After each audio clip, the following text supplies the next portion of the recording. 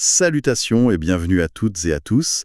Aujourd'hui, on va plonger dans un document au titre un peu spécifique, 3, 7, changement Vincement-Bois 7.docs. Ce sont des extraits qui nous donnent une vision théologique, disons, particulière des étapes finales de ce qu'ils appellent l'achèvement de la création. Notre but, explorer ensemble les idées clés de ces textes, comprendre comment, de ce point de vue, la création pourrait atteindre sa perfection ultime. On va suivre un parcours en 4 phases principales qui sont décrites là-dedans. Oui, tout à fait. Ces écrits nous proposent une trajectoire très structurée, voir ce qu'ils voient comme la finalité des choses. On commence par la perfection de la volonté libre et on va jusqu'à un état de repos complet, définitif.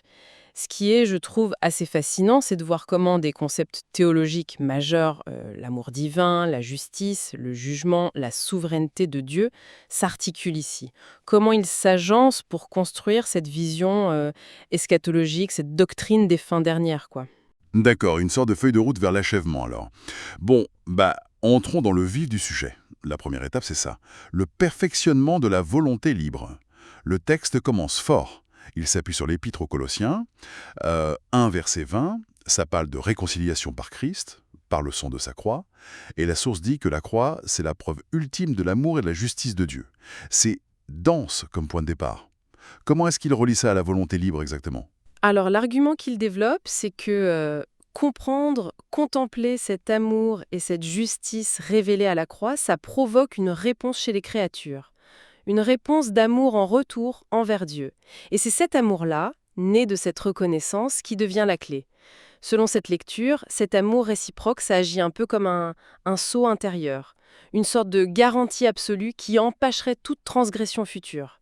Ah oui, c'est sort comme idée. Donc aimer Dieu sincèrement, ça rendrait le péché impossible. Pas juste indésirable, mais carrément impossible. Comment est-ce qu'il justifie ce lien direct entre aimer et ne plus pouvoir pécher? Ben, le texte ne va pas dans le détail du mécanisme psychologique ou spirituel, hein, mais il le pose comme une conséquence directe, logique.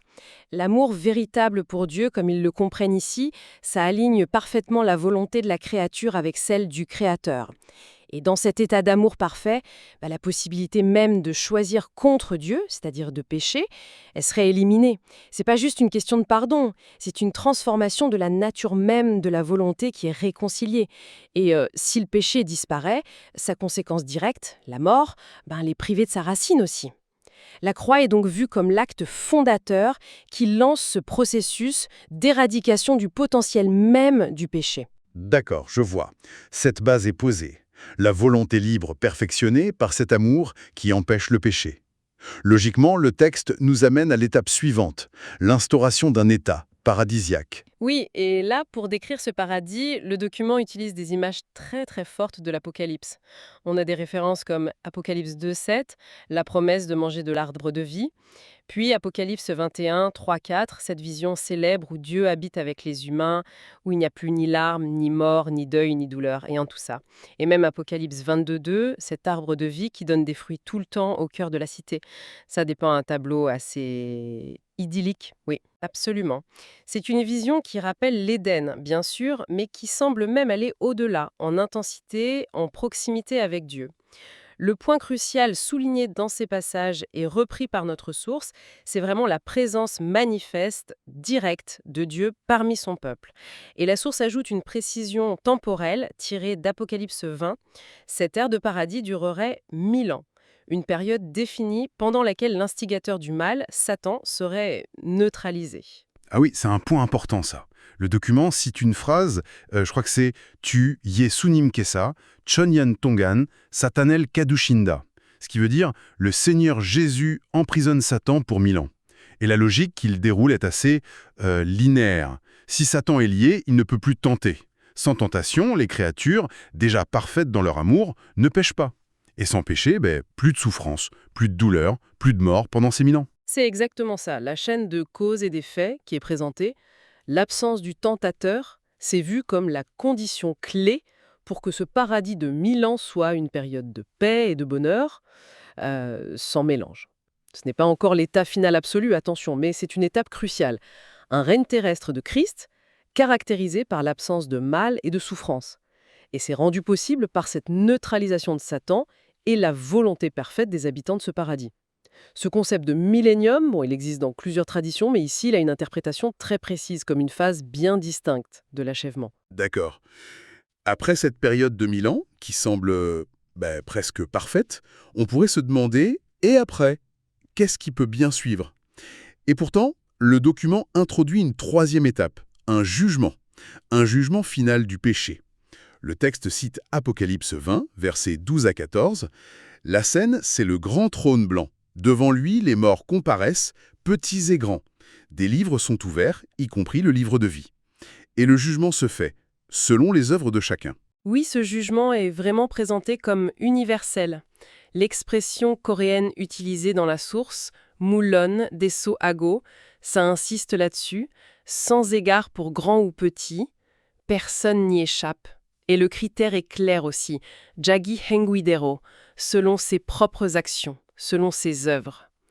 Un détail assez frappant dans le passage de l'Apocalypse, c'est que même la mer, la mort et le séjour des morts, le Hadès, Umbu en coréen, doivent rendre leur mort. Ça montre bien le caractère inéluctable et exhaustif de ce jugement. Et l'issue de ce jugement universel, c'est quoi? Le texte d'Apocalypse, cité par la source, dit que la mort et le Hadès, Umbu, sont jetés dans les temps de feu. C'est appelé Bulmot en coréen, et c'est désigné comme la seconde mort. Qu'est-ce que ça veut dire dans la logique du document? Alors, la logique interne qui est présentée est assez implacable, on peut dire. Puisque le péché est définitivement jugé et traité à ce stade, la mort, qui est vue comme la conséquence directe du péché, perd sa raison d'être, elle devient inutile. Et par extension, le Hadès, Ujub, compris comme le lieu où l'état lié à la mort et à la séparation d'avec Dieu, devient aussi obsolète. La source utilise d'ailleurs une image pour ça, elle compare la mort et le Hadès à une prison qui ne sert plus à rien quand il n'y a plus de criminels. C'est ça l'idée. 범죄자가 없어지면 감옥도 필요가 없어진다. Donc ce jugement, qui arrive après le millénium de paix, il a pour fonction d'éradiquer définitivement, radicalement, non seulement les pécheurs qui ne se sont pas repentis, mais aussi les concepts mêmes de mort et de séparation liés au péché. La seconde mort, ça symbolise cette élimination finale, absolue. D'accord. Ça clarifie bien le rôle de ce jugement post-millénaire. C'est pas juste juger les gens, c'est éliminer les structures mêmes du mal. Ce qui nous amène assez naturellement à la quatrième et dernière étape décrite, Phycène, l'accomplissement du repos parfait. Le repos définitif. Et pour cette phase ultime, le document s'appuie surtout sur un passage assez dense de 1 Corinthiens 15, versets 24 à 28. Il est dit là que ensuite viendra la fin, quand Christ, après avoir détruit toute domination, autorité, puissance opposée, remettra le royaume à Dieu le Père. Oui, ce passage de 1 Corinthiens 15, il est interprété ici comme la description de la transition vers l'état final, l'état ultime. Il met en lumière un règne spécifique de Christ. Il est explicitement appelé roi, Wang Norut Rashirini, il exercera la royauté, et le but spécifique de ce règne, c'est de soumettre tous les ennemis de Dieu. Le texte insiste jusqu'à ce qu'il ait mis tous les ennemis sous ses pieds. Et l'ennemi ultime, celui qui est détruit en tout dernier, c'est la mort elle-même. Men na jungem melmangbadol wansunum samang inira.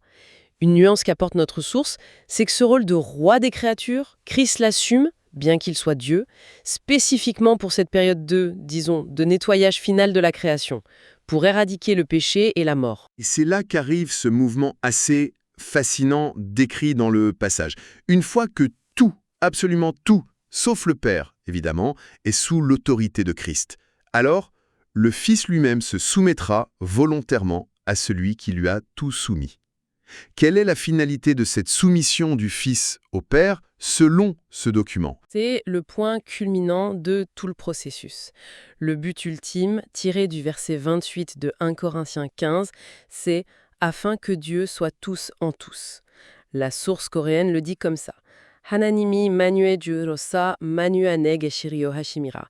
Ça peut se traduire par quelque chose comme « afin que Dieu, en tant que Seigneur de l'univers, puisse être présent en toute chose ou dans tout l'univers ».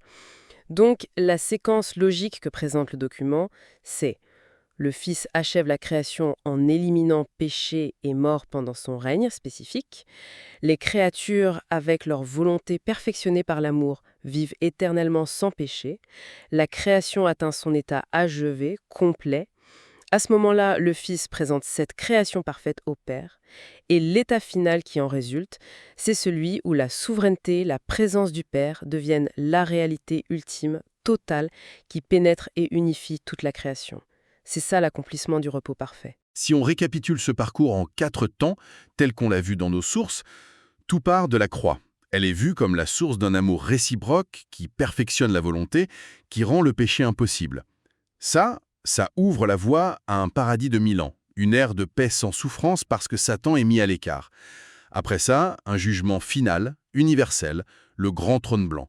Il juge les actions, mais surtout, il éradique la mort et le Hadès. Et enfin, Christ, sa mission de purification terminée, remet une création parfaite au Père, ce qui inaugure un état éternel où Dieu est tout en tous. C'est une très bonne synthèse de la séquence présentée, oui.